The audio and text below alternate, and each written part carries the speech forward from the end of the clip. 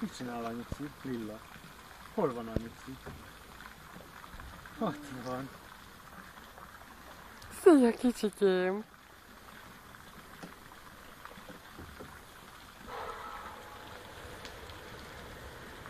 Tapsi, tapsi. Gyere ide hozzánk! Gyere ide, csipiszke!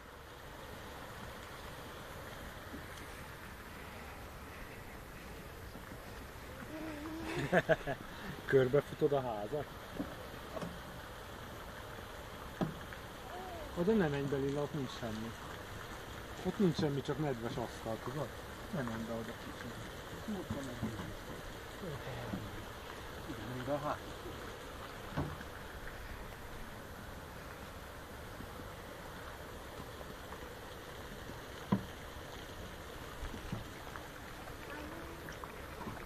Neked a tócsa kell, igaz?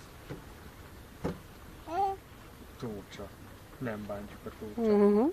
Liluci? Édes anyának! Bum bum bum!